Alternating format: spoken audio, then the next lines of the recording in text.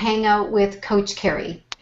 I'm excited to be here with you today on Hang Out with Coach Kerry, and I have one of my Academy members, Grace Gerry, here with me. And today's topic is focus. Why is focus important? Why is it important in terms of your success?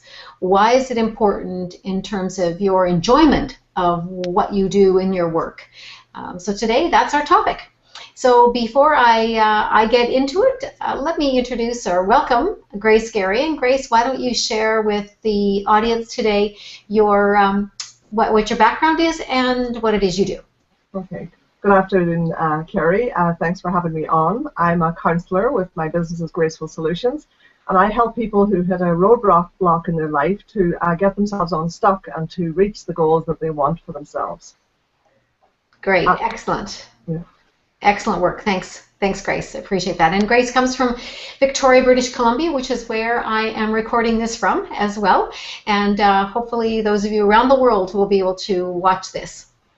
And please check out hangoutwithcoachkerry.com. Right now the website is under construction, but all of the last episodes are there, and there'll be some free stuff, so please keep going back and forth to the site because there'll always be new things on there for you.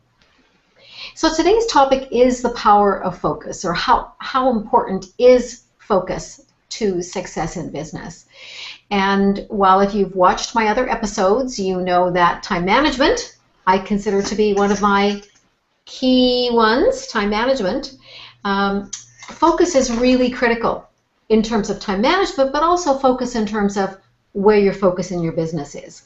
So it could be dealing with a time management topic, which is what am I working on at this given moment, so that kind of focus. And then on a bigger picture, the focus of your business.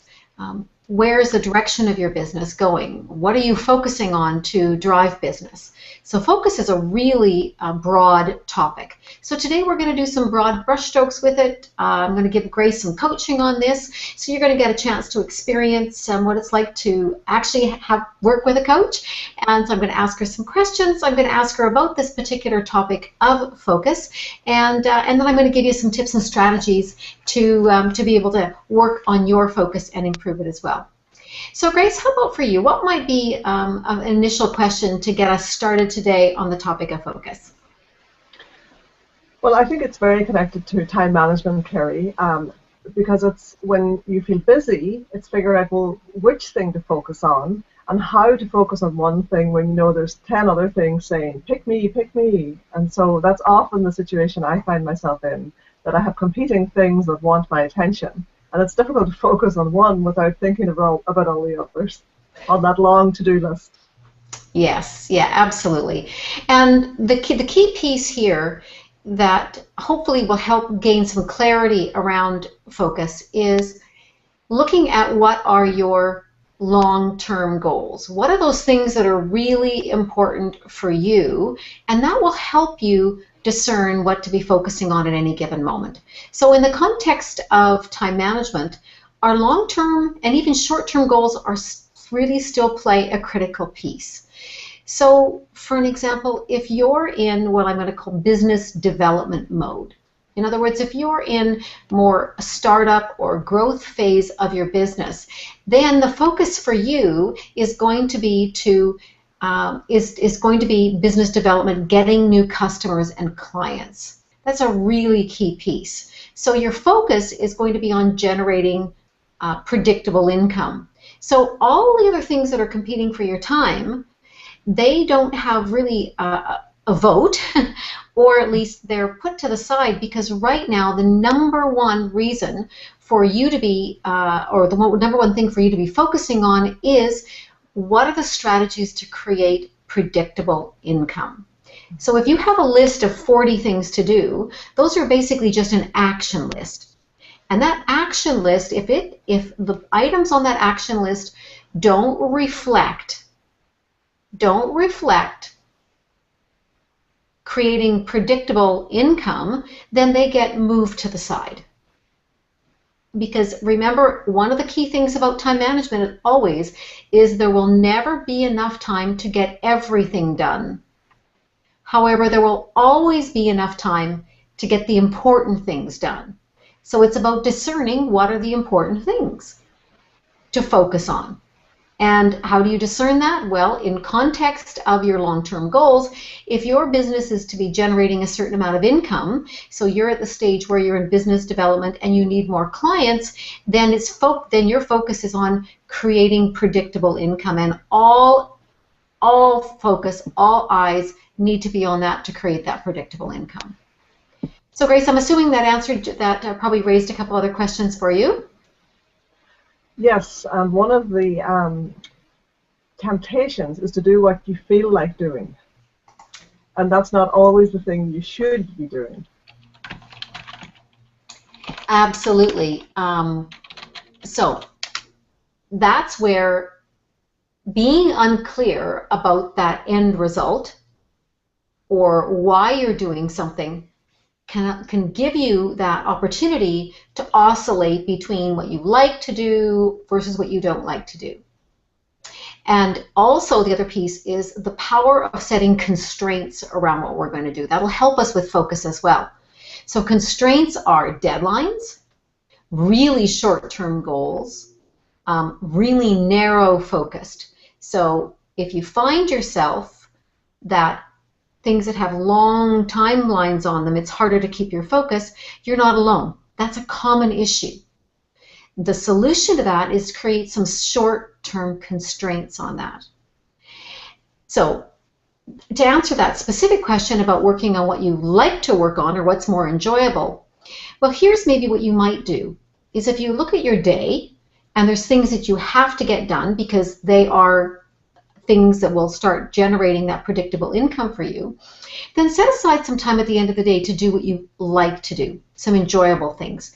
Just understand and don't, I'm going to be quite frank with you, don't confuse that with income generating activities. You're doing it strictly as a reward or something that's pleasurable for you to do. It's not generating income.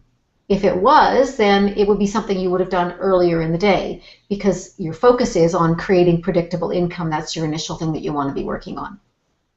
So Grace, tell me, did that raise any other questions for you? I was thinking about how when you take a photograph and the way when you have one of those expensive cameras and you're sort of focusing the lens, and I'm wondering if focus is a dynamic thing because it's not just here's my focus for the week, it's actually an adjusting day by day, perhaps even hour by hour, to figure out what's the key thing. Absolutely, very much so. In fact, what I will tell you is that sometimes that if you have an expensive camera, and any camera even, if you're looking at something far away, so let's say it's a goal, it's something that you've set far out, you're not going to get as much detail on the specifics of it as you are if you're really close. If you're up really close, you're going to get more detail. So that's where you'll be able to break down what are the specific action steps that need to be done. The long-term goal, it's harder to do that. So it's unlikely you'll be able to focus on the things you're going to need to be doing long ways out because you're not going to have as much detail in that. So if you remember in one of our other episodes, what we talked about was how to focus on what to work on at any given moment. And that first piece is, what are your goals? And does that activity align with those goals, with that long-term vision? So that's the first question you want to ask yourself. The second one is, do I have the context right now within which to be working this? So in other words, if it's something that you need your telephone for and you're not where you can get cell reception or you don't want to use your cell phone and you want to have a landline, then that particular moment, then that's not something to be working on. So that environment, that context is really important. Also, what's the best time of day? When's your energy level the best? That's where when I talked about maybe leaving what you enjoy to do at a time later in the day when most of us don't have that same level of energy as we do first thing in the day. We're a bit spent depending upon the kind of business that you're in. And for most of you who are watching this, you're solopreneurs, so you've got a lot of balls in the air. You're handling a lot of things. So at the end of the day is when to do those things that are more enjoyable for you to do, so you're going to put them off to the end of the day. That may be, for example, is when you plan to do your social media strategies, because that you might find fun to do, for a lot of people, and it's not going to require quite as much brain power it is when you're doing creative work or working directly with clients that you might during the day. And then the last piece is you want to take into consideration in this criteria model is is there a deadline for this? And I mentioned a minute ago about having constraints. I mean, Grace, you know what it's like to have the power of focus on something that has a short-term goal. That when you set that, all the forces of the law of attraction, that power of intention will come into play. And if you set that short-term goal and you're very focused on that, isn't it amazing to see how you will attract that towards you because you've had that focus? And that's really what we're talking about today. So can I add something there? You bet. I was wondering too, when you're focused, whether in a way you're giving yourself permission to really zone in and be present with whatever the task is. That's an interesting question. So what I would ask you about that is that do you find that when you have maybe not necessarily set aside the time to focus on something, that when you just sort of come to your desk and you're trying to decide what to work on, that permission thing might be showing up for you? I know that when I'm kind of give myself the space to really focus in, it feels like spacious and it feels interesting and it doesn't feel stressful. I think sometimes what does feel stressful is kind of things are crowding in, and there isn't the space really to focus in on whatever needs to be done. Absolutely. Yeah, and so I would agree with that. So that's why it's really important to set aside those times when you are going to be focusing on key things that have to move your business forward. And this is where we can just briefly talk about the working in your business or on your business. In your business is the work of your business. That's the technical work of your business. That's the providing the service, the product that you do for your clients. The working on your business is the strategic planning. It's the bigger thinking. It's working through some of those projects. And what we have to do is make sure that we've scheduled specific time in order to do that. And then what happens is you do have that energy that you create. You created maybe some rituals around it. You clear off your desk of all other clutter, even if it means the stuff on your desk goes on the floor. So visually you don't have those other distractions that are there. Because distractions can be a key factor in the inability to focus is if we're allowing distractions to come in. So for the moment, let's talk about those ones that you can be in control of yourself. So one of them is that visual clutter around you. It's turning off that email notification that you've got a new email. It's shutting down Facebook so you don't get a notification that a message comes in.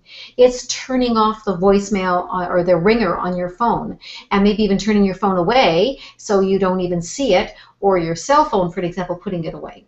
So then you do have that power of focus to be able to work on that particular project.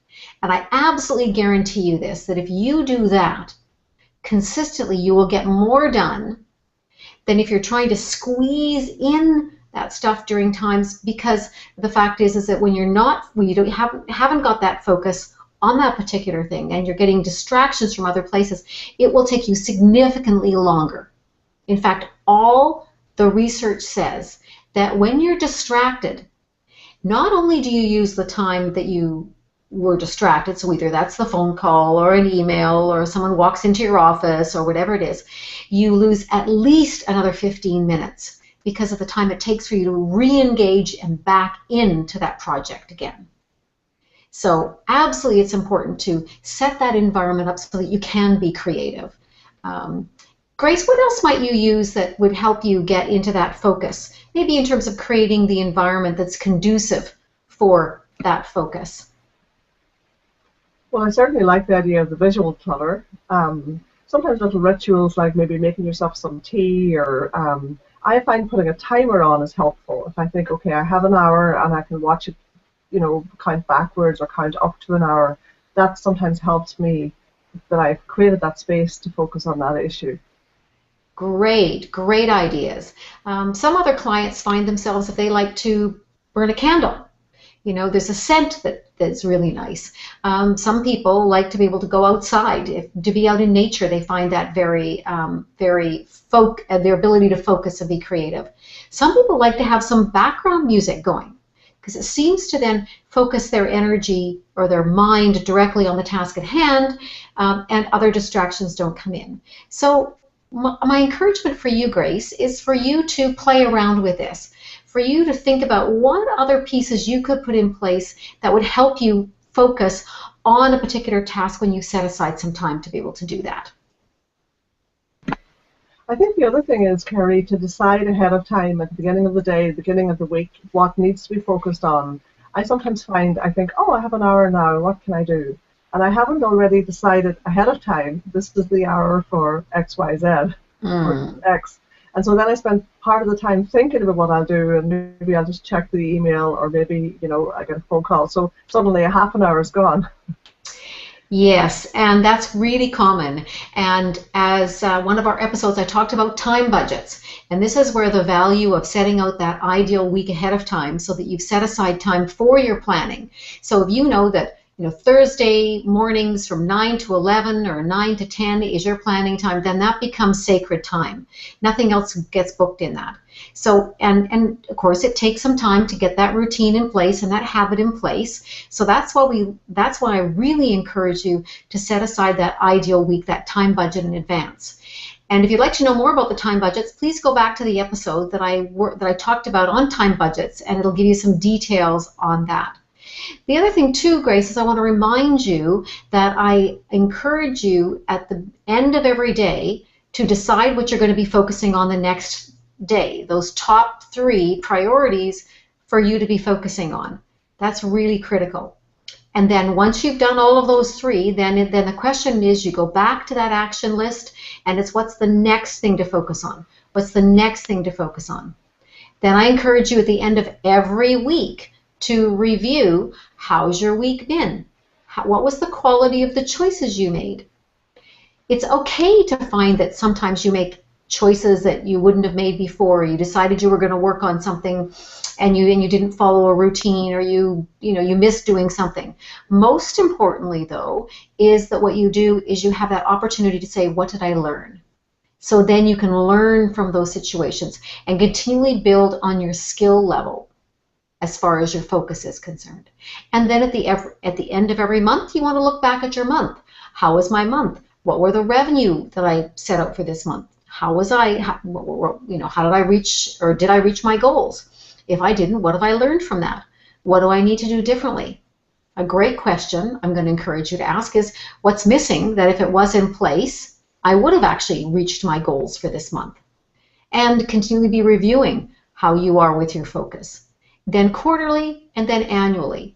So review is an absolutely important piece to make sure that you are focused on the tasks at hand, the important things that are going to bring you the revenue and ultimately the success that you want.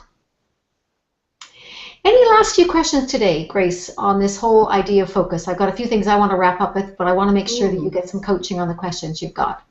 Well, I think I find it very valuable to set my 3 goals the night before, because I'm more likely to be clear what needs to happen the night before. If I wait till the morning of, I'm sleepy, I'm distracted.